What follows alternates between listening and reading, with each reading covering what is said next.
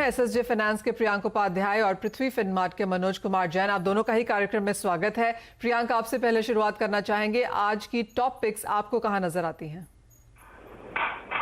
आज हमारी पहली पिक रहेगी कॉपर में बाई की सलाह रहेगा एंड टारगेट 428 के रहेंगे। प्रियांका, आपके ऑडियो में कुछ इशू है, आपसे फिर से रिकनेक्ट करने की कोशिश करेंगे, लेकिन तब तक मनोज आपसे जान लेते हैं कि आपकी एग्रीकल्चर में आज कहां पर है टॉप पिक्स। नमस्कार मनीषा जी। दोनों ही खरीदारी की पिक रहेगी। यहाँ पे जिस तरह से गवर्नमेंट ने एमएसपी बढ़ाए हैं तो थोड़ी सी जो है वापस तेजी लौटते हुए दिखी है। तो यहाँ सोयाबीन में 3900 के आसपास अगर कीमतें मिलती है तो खरीदारी करना चाहिए। 4000 के लक्ष्य के लिए एक स्टॉप लॉस होगा 3850 का। वहीं चना वायदा में 4150 के स्तरों पर खरीदारी की रणनीति करें।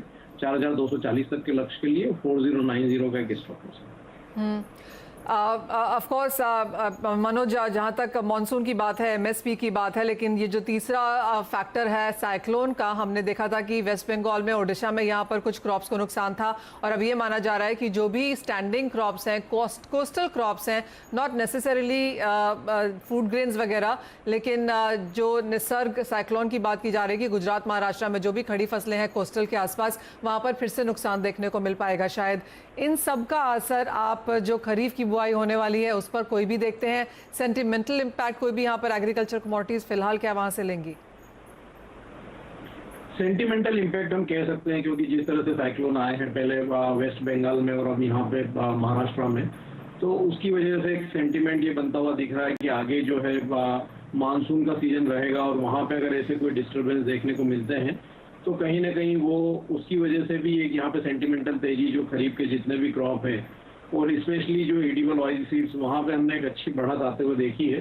तो एक ये सेंटिमेंटल है, लेकिन मेजर इफेक्ट जो है वो हम कह सकते हैं कि जिस तरह से डॉलर इंडेक्स में कमजोरी देखने को मिली है, ग्लोबल इकोनॉमी वापस से रीओपन हो रही है और यहाँ पे डिमांड के जो है बढ़ने की संभावना व्यक्त की जा रही है, तो उसका असर जो है यहाँ तेजी को लेकर के ज्यादा है।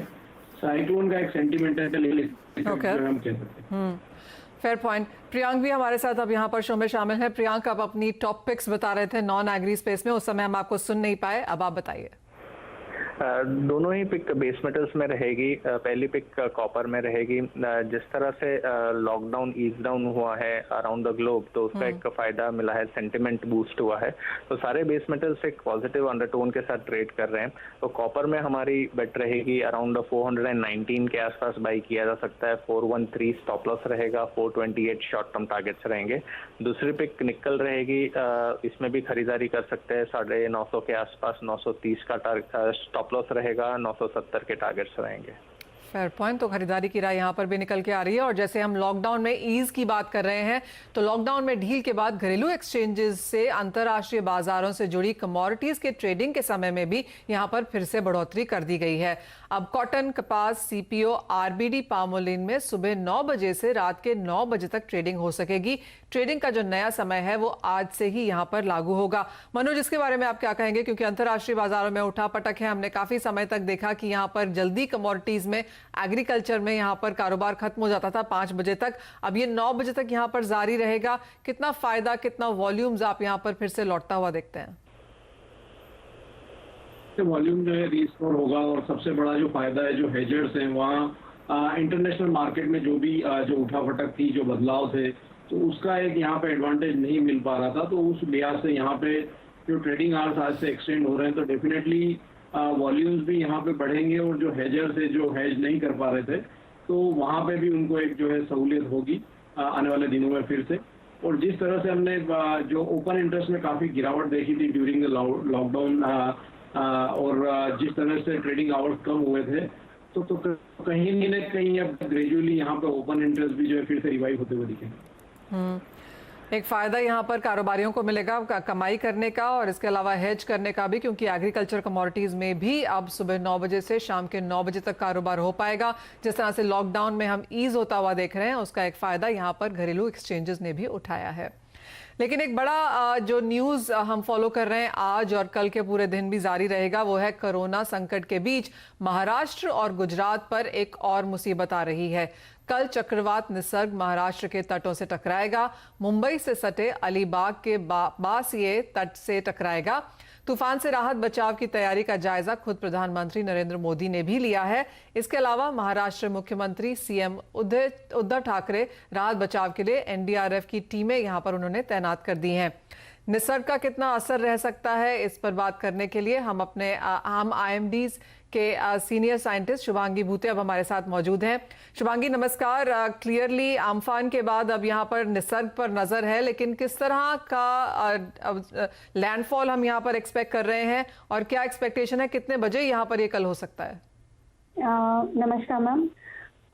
ये जो निसर्ग साइक्लोन है ये सीवियर साइक्लोनिक स्टॉर्म करके अगले 12 घंटों में इंटेंसिफाई होगा और ये अलीबाग के पास में रायगढ़ डिस्ट्रिक्ट के पास में लैंडफॉल होने की संभावना है।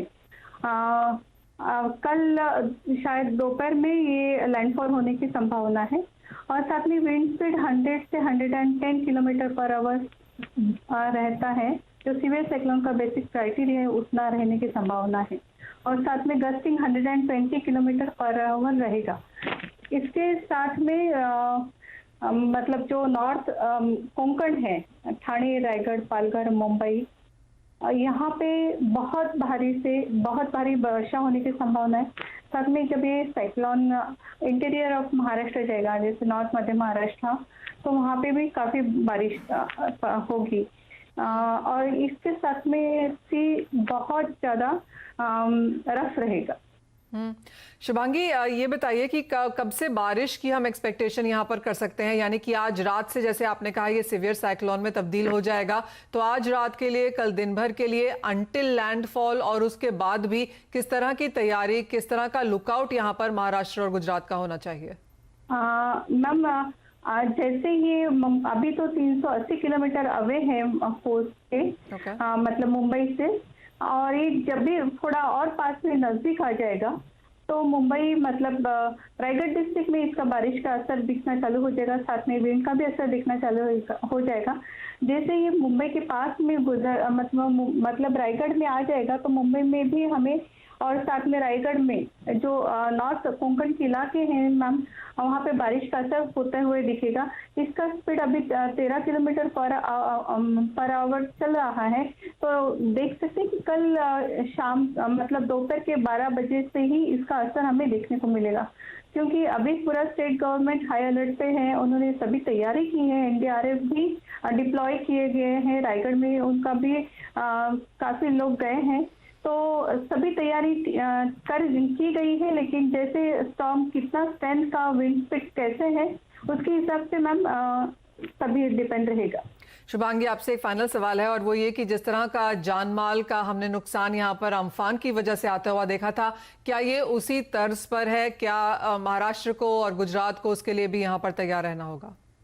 अम्फान बहुत हाई कैटेगरी सुपर साइक्लोन था। ये सिर्फ सीवियर साइक्लोन करके, मतलब जो साइक्लोनिक स्टॉर्म होता है उसका नेक्स्ट स्टेज है सीवियर साइक्लोनिक स्टॉर्म, वहां तक ही है। तो हमें उतना जानवर का नुकसान नहीं होगा ऐसा एक्सपेक्टेड है।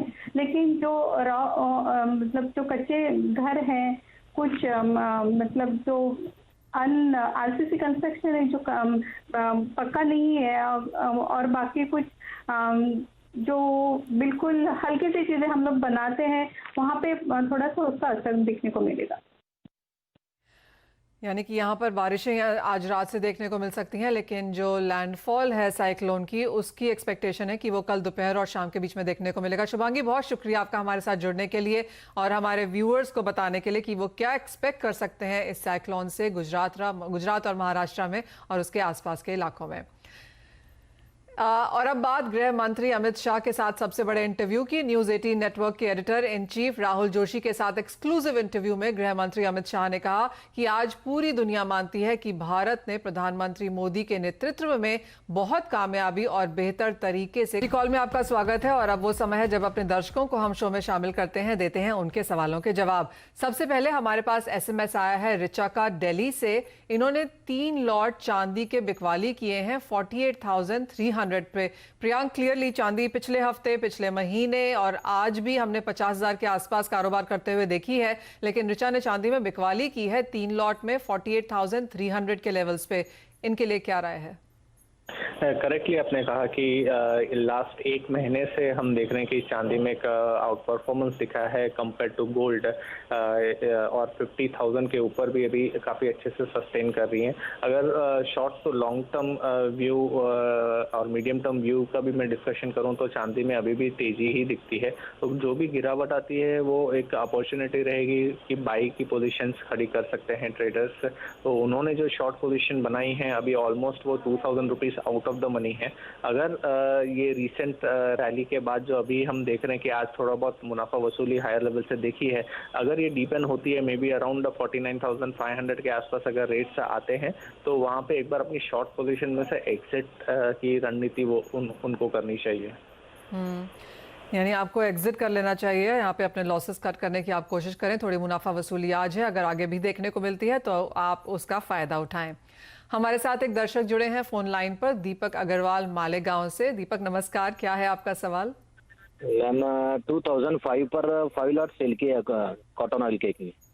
जी मनोज, कॉटन ऑयल केक में यहाँ पर बिकवाली है 2005 के स्तरों पर, इनके लिए क्या राय है?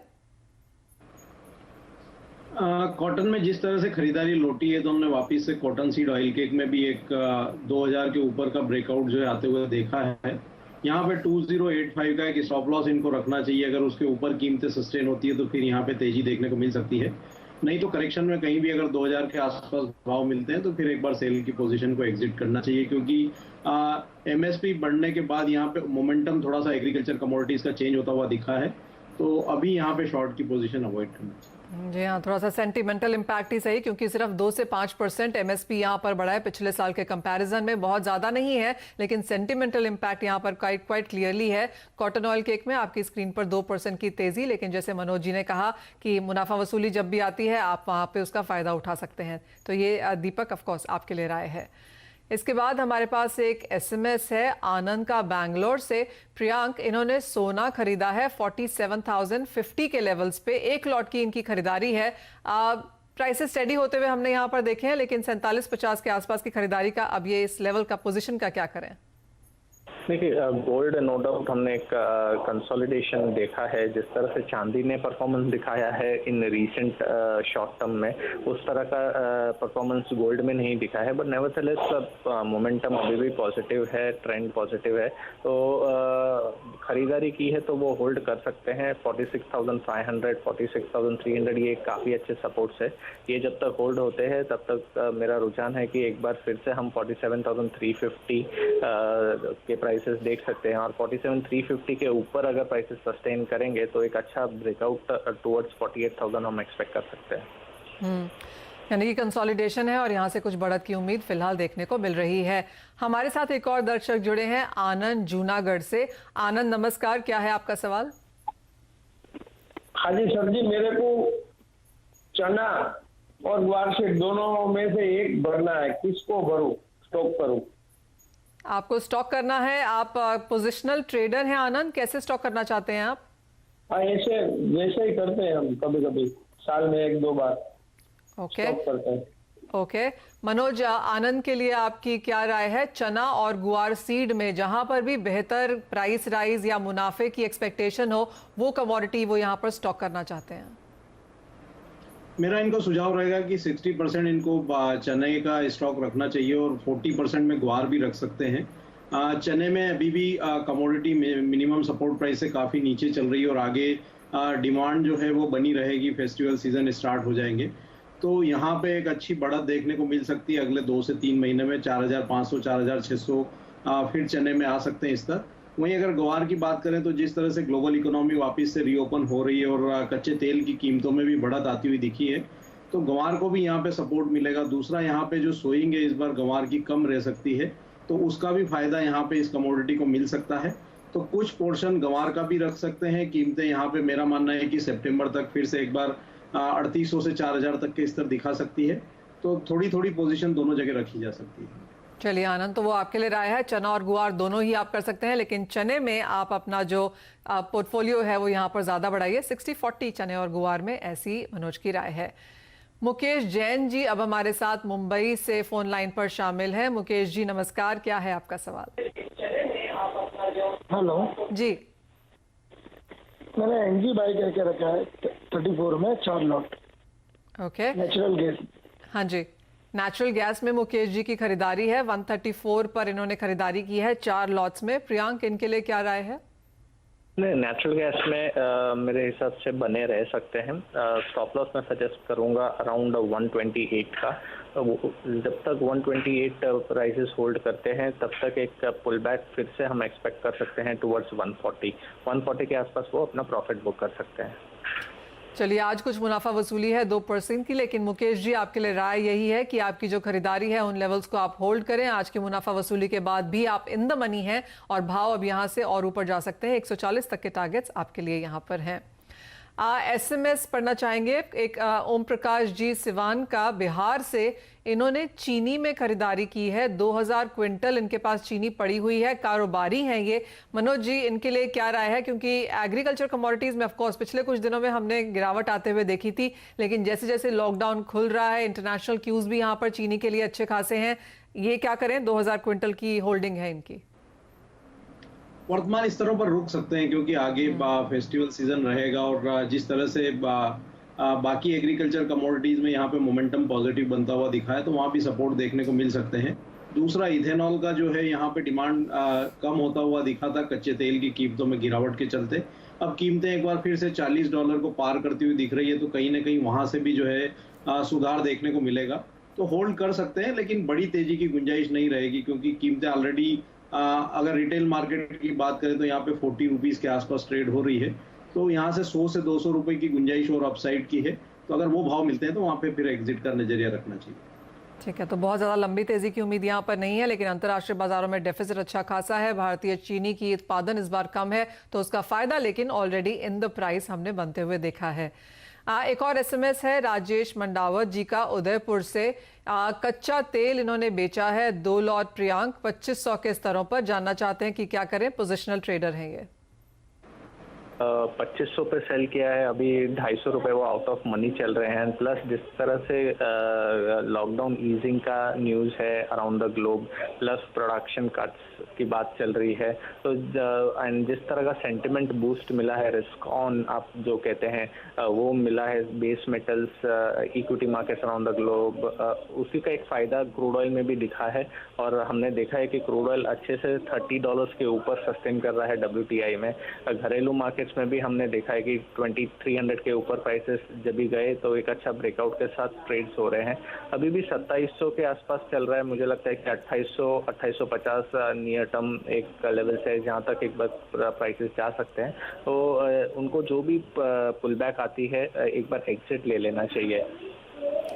ठीक है, यानी कि कुछ बहुत तेजी यहाँ पर देखने को मिलती है, तो आप यहाँ पर मुनाफा वसूली कर सकते हैं। लेकिन जैसे प्रियांक ने कहा कि $40 के आसपास के लेवल्स यहाँ पर हैं। बढ़त यहाँ पर काफ़ी ज़ोरदार है और आगे देखने के लिए ओपेक और एलाइज की मीटिंग है फ्राइडे को, जहाँ पर माना यही जा रहा है कि जो रिव्यू मीटिंग है वहाँ पर आउटपुट कटौती में एक्सटेंशन देखने को मिल सकता है और उसका फ़ायदा हमने यहाँ पर कच्चे तेल में आता हुआ देखा है। करीब 2.5% की तेज़ी, लेकिन $40 के पार अब यहाँ पर ब्रेंट है और नाइमेक्स में भी करीबन $36 के आसपास के कारोबार।